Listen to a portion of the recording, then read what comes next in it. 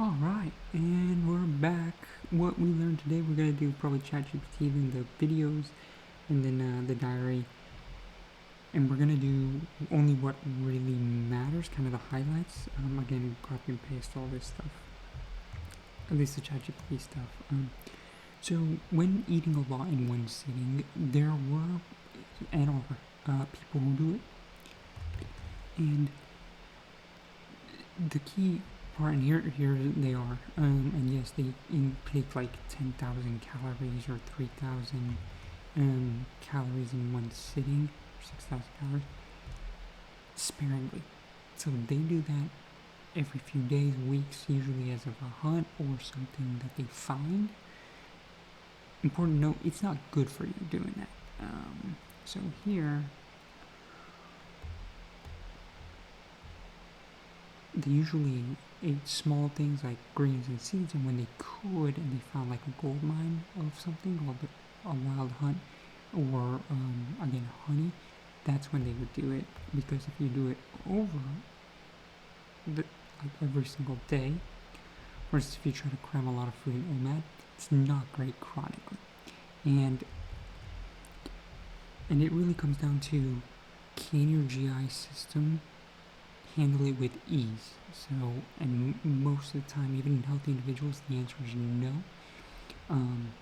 There's a few ways, like again, walking before, walking after, especially very light cardiovascular afterwards, and before you have kind of bitter greens, vinegar. And you want to be completely rested just before, and you can do that through a lot of vagal activation, like breath work, some massages, and after. And eating order does matter, so again, kind of the glucose goddess eating order. You want to chew well, etc. But usually you don't want to do this over a long period of time, because any distension releases inflammatory cytokines, which pretty much is a negative for your overall body. And we evolved to pretty much eat throughout the day, small things, not necessarily to do I found a wild hunt like result every day. Not every day. So we can come back from it almost, but if it's only a few times every month, etc. So just kind of, and in people with autoimmune diseases, it has even a higher effect. If you have distension, it triggers an immune cascade, which isn't surprising. So you want to avoid that. Again, 3 meals, but in a compressed window. There was a great comment online that was OMAD to MAD is still OMAD if it's like an hour apart from each other, which is true. It's very, very condensed. You get almost all the benefits, and you don't get these costs. So probably net positive overall. Just looking at evolutionarily and these studies. And then continuing on, so Gundry, and this is where we kind of go to some videos here, talks about if you are skinny, you can actually have some visceral fat and actually insulin problems. My blood work showed glucose and it was ApoB to be okay on the high side, but still okay. Insulin was extremely low, but I didn't get an HOMA-IR. And also there could be, kind of covered in the other video, ways that your body does not handle carbs and insulin postprandially. So after that meal, which is different than a fasting insulin. So, and this also relates to if you're having brain issues or fatigue, brain fog. There's some videos here that regardless of whether it's carnivore or vegan, you are wanting to do brain function probably be there to stay healthy. Fats as your primary and very low carb. And Dr. Gary Fatke talks about this as well. So if you were eating 300 grams of carbs every day, even if it was only once or twice, that could have led to a metabolic problem. So And again, here's your HOMA-IR, which would be the great test to do. So anyways, that's pretty cool. Knowing that, switching to high fat and then having high healthy fat and then having great results in that. And you can spread that out over 3 meals across 4 to 5 hours. That works out really well. And yeah, and that kind of ties into everything we've been talking about.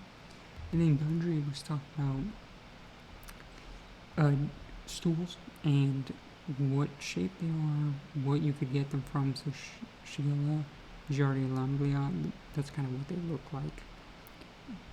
If you get it, it's very low, so 10 organisms will start the cascade of you getting sick.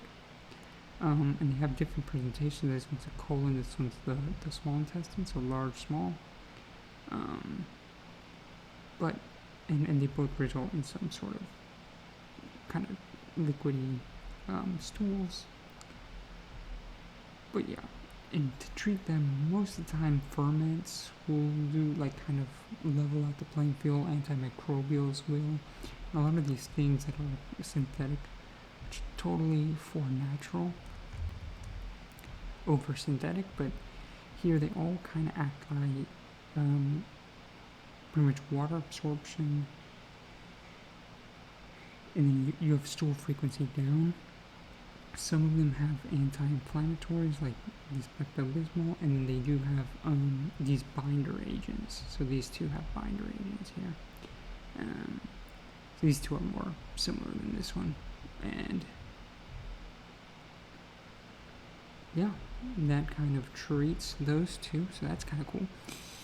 And then summary on the videos before we jump into the diary. They're no surprise, but high fat, high protein diet from this individual makes it so that you're full for more time. If you are doing OMAD or even very tight eating window 3 times a day, high fat, high protein, carbs will rebound and you will have hunger even the next day.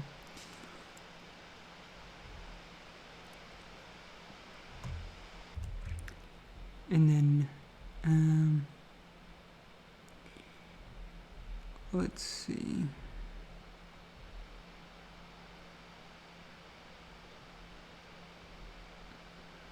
We already talked about the holding wooden sticks for ALS reversal, the fats in your brain. And then this was a high sugar diet that did not, and high lectin that led to a heart attack. And then this was kind of cool because so from fiber, now what companies are doing are putting fiber that is synthetic or like insoluble, that a lot of times have lectins and is cheap from corn and wheat or cellulose, and they place it into junk food. Like donuts, cakes, etc., and they tell you it's high fiber. Those cannot be used by your gut microbiome at all or as efficiently, and they still carry all the toxins that the junk food would. So although sometimes they do put healthy fibers like inulin, cellulose, etc., it's a super high cost, low value. But if you get them from Whole Foods, it's a high value and pretty much have no cost except getting adapted to it. So that's interesting. And then we touched on those.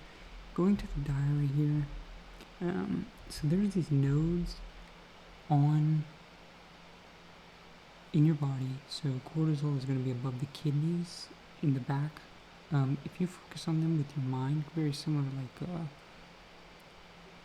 you would, not the same, but similar like you would with chi, and you press on them. Cortisol gives us energy rise. It feels fantastic. You also kind of get kind of happy, stress-free,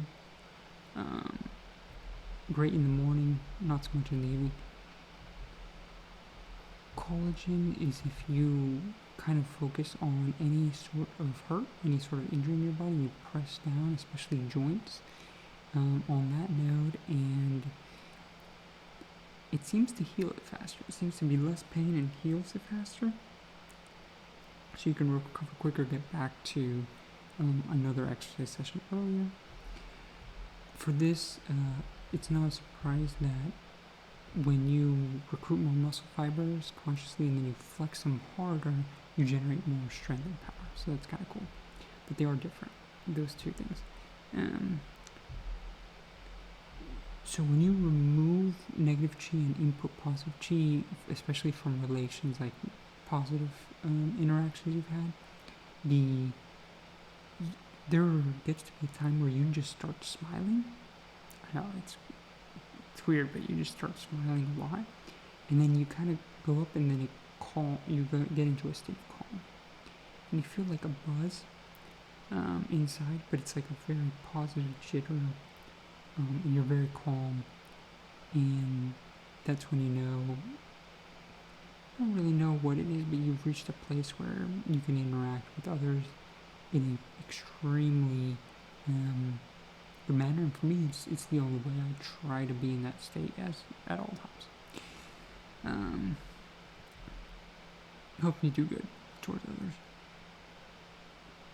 So going into rally, we talked about it last time with the golden cap, just looking at it or an object. You can do that for multiple things. So like for instance, I'm listening to the fan going off on the computer, and I'm also looking at the screen. You can actually push into both of those, and you actually get more of a kind of like a real experience, like almost like being alive, which is fantastic.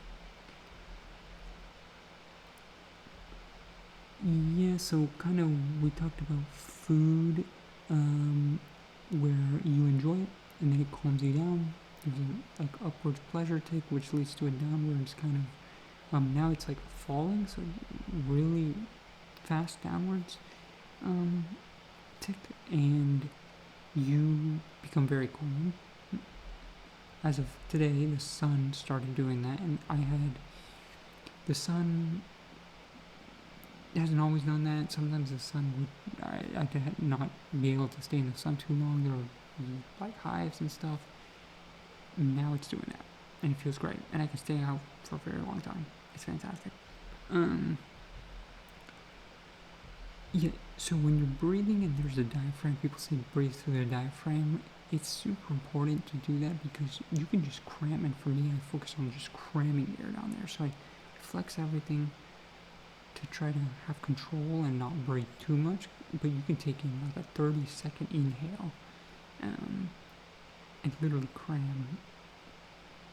It seems like a never-ending pit down there, and like the further and further you go, you can just cram more air, and that helps you get to that.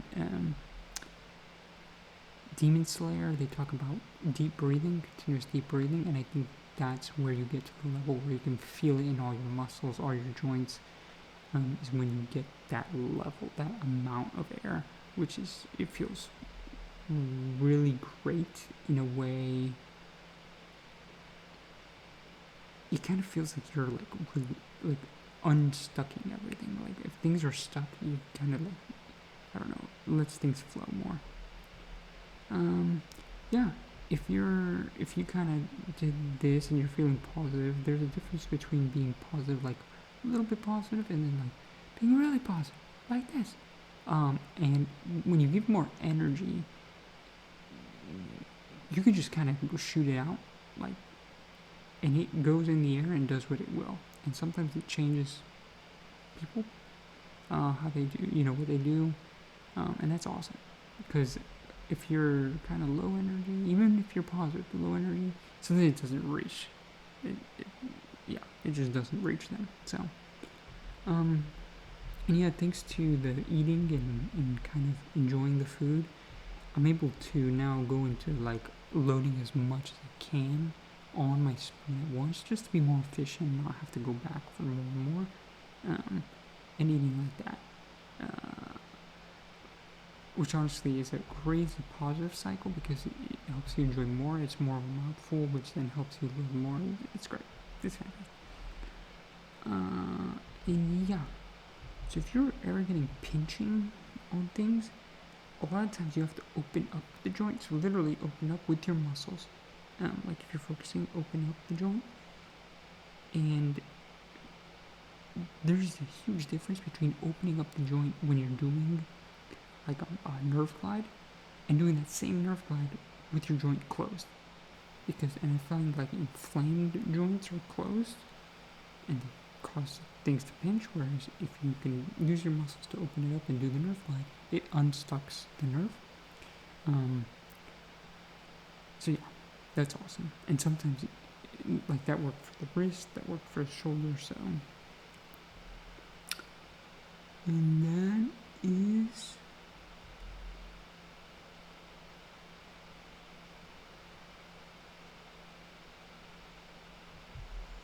that. Yeah. Hope that helps.